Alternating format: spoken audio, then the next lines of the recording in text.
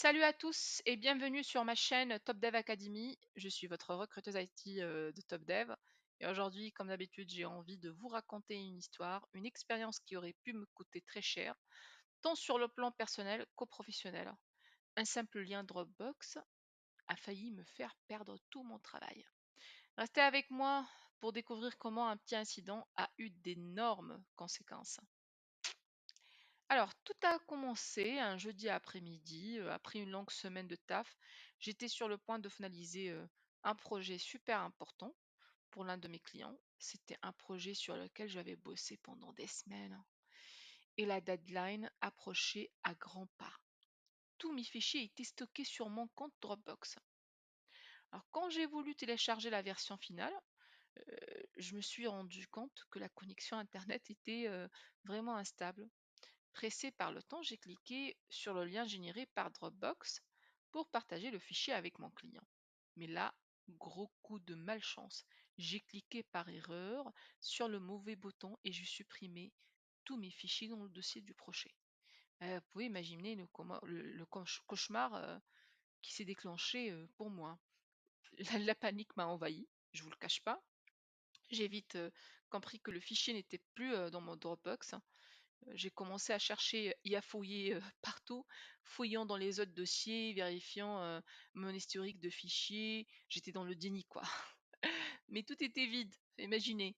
C'est là que j'ai réalisé que non seulement j'avais perdu le projet, mais que j'avais aussi oublié de faire des sauvegardes.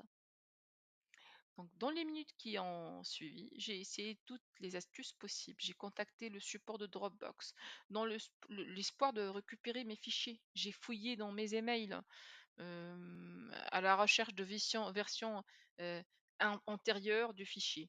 Chaque minute qui passait mettait en danger le succès de mon projet. Vous pouvez imaginer à quel point euh, ça met en péril ma crédibilité carrément parce que j'avais une deadline, donc c'était hors de question de faire des retards.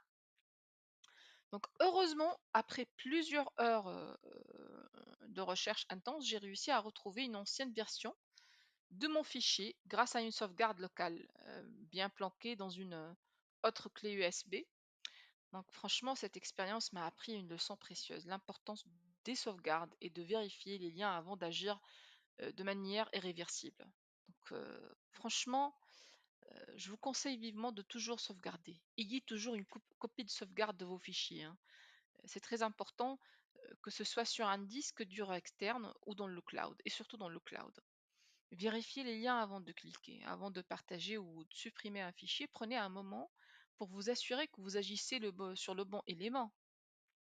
Utilisez aussi des outils de versionning.